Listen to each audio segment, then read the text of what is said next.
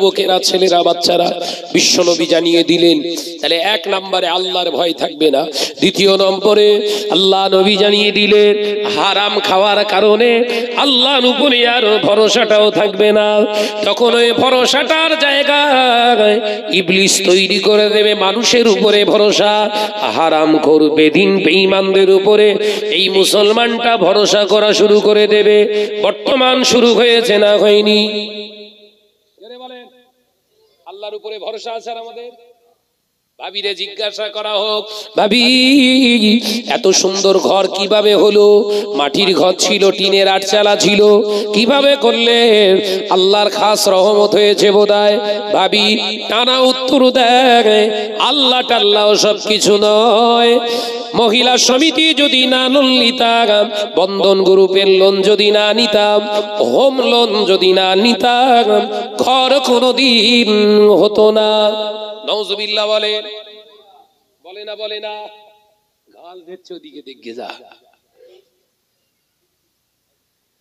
যে পুরো সর্বনাশ করতে যাচ্ছে।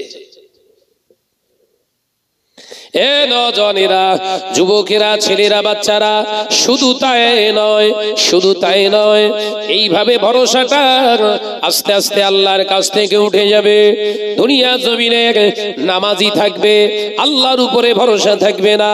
যেমন কোন ব্যক্তি অসুস্থ অবস্থায় ছিল, এখন সে সুস্থ, হাঁটা চলাফেরা করে, ওই নামাজি ব্যক্তিটাকে কেউ জিজ্ঞাসা করছে, বাবাজি আপনার আগের থেকে এখন তো ফিট দেখে মনে হচ্ছে, ফিট লাগছে, তার মানে আগের থেকে ভালো হয়েছেন, আল্লাহ ভালো করে দিয়েছে। নামাজি উত্তর দিচ্ছে, আল্লাহ ভালো করেছে কিনা জানি না, যদি দামি ডাক্তারের হাতে না পড়তাম বোধহয় মরে যেতাম। নাউজুবিল্লাহ বলে না? বলে না? এসব ইমান চলে যাওয়ার কথা বলো, এ শুনেছেন এতদিন? এসব ওয়াজ করার লোক নেই, তোমার আওয়াজ আছে, কথা বলে না। এসব শুনেছেন কোনদিন? এই যে কটা কথা বললো ইমান নি, কিন্তু দাওয়াত দেবে না। ও নজনেরা, মুরব্বিয়ান গণেরা, শুনে রেখে দিন, মারাত্মক হাদিসটা আপনাদের শোনায়, মারাত্মক হাদিসটার বিশ্লেষণটা শুনুন।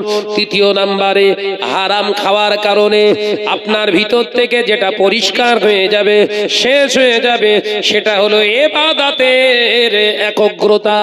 নামাজ পড়বেন, নামাজে মন বসবে না, রোজা করবেন, রোজাতে আপনার জবান চোখ ঠিক রাখতে পারবেন না। রমজান মাস ঝগড়া বাড়বে না কমবে? কথা বলে না তো। রোজা রাখলে নাকি নাফসানিয়াতের জায়গাটা আস্তে আস্তে সংযত হয়। আত্মশুদ্ধি করণের নাম হলো রোজা। সুবহানাল্লাহ বলেন। কই জোরে হলো? কই জোরে হলো না? কোরআনে আছে না নাই? ইয়া আইয়ুহাল্লাযীনা আমানু কুতিবা আলাইকুমুস সিয়াম কামা কুতিবা আলাল্লাযীনা মিন ক্বাবলিকুম লাআল্লাকুম তাত্তাকুন। জোরে হবে না? একবার জোরে হবে না?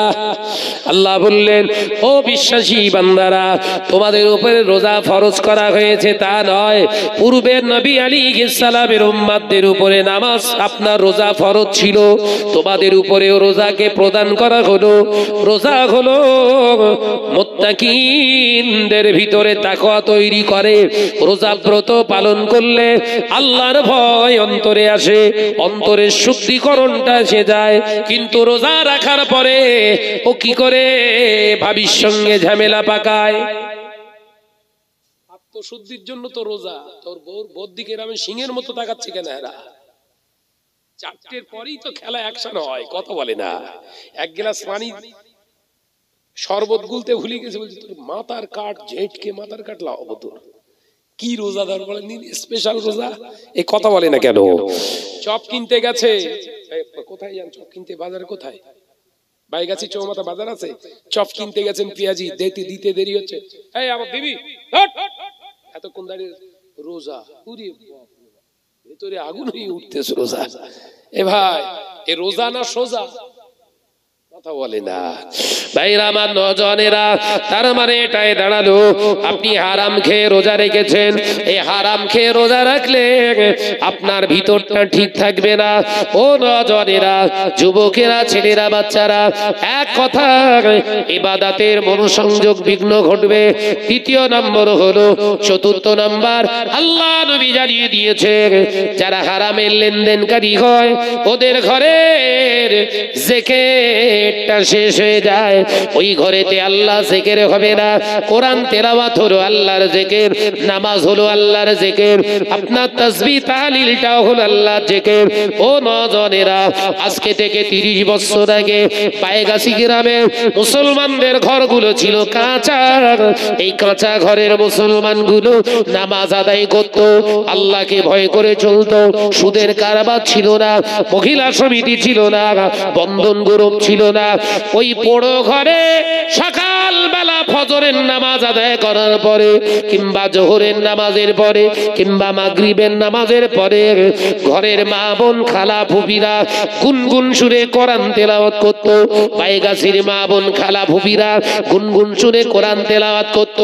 ঘরগুলো ছিল কাঁচা, জিকির ছিল পাকা। এখন ঘর হয়ে গেছে পাকা,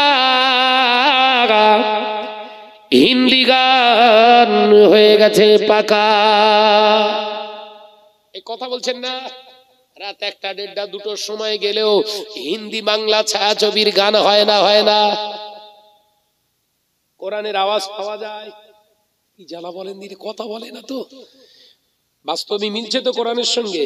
নবী জানিয়েছে, হারামের লেনদেন যে ঘরে হয় ওই ঘর থেকে জিকির উঠে যায়। কি উঠে যায়? এই জোরে বলে। জিকির, জিকির মানে কি? শুধু আল্লাহকে আল্লাহ আল্লাহ বলে জিকির করে না, নামাজটাও হলো জিকির, কোরআন তেলাওয়াতটাও হলো জিকির, তাসবিহ তাহলিলটাও হলো জিকির। এক কথায় ইবাদত ওই ঘরের ভিতরে আর হবে না। যদিও হয়, মনোসংযোগ থাকবে না, বিঘ্ন ঘটবে। মিলছে? মিলছে? কারুর বলার দরকার নেই, সব মিলিয়ে দেখেন সারাদের কথার সঙ্গে মিলছে কি। আপনার ঘরে যে লেনদেন চলছে, আমি এখান থেকে আপনার মনের ভিতরে একটা বিচারের দাড়ি পাল্লাতে ওজন করতে দিচ্ছি, ওজন করতে থাকুন। ভাইরা আমার নজনেরা, আল্লাহ নবী জানিয়ে দিলেন, বাবা সাহাবীরা শুনে রেখে দাও, জেনে রেখে দাও, এই সুদের লেনদেন করার কারণে ঘরের নারী পুরুষের ভিতরে, স্বামী স্ত্রীর ভিতরে ভালোবাসা মহব্বতটা কমে যাবে। পরকীয়া, জিনা বা বিচারের প্রতি আকৃষ্ট হবে। শুরু হয়েছে না হয়নি? চুপ করে যেন ফেরেশতা কিচ্ছু বোঝে না। স্বামীর প্রতি আর স্ত্রীর ভালোবাসা থাকবে না, স্ত্রীর প্রতি স্বামীর আর ভালোবাসা থাকবে না। হারামের সাইড এফেক্ট হচ্ছে বলো আলোচনা।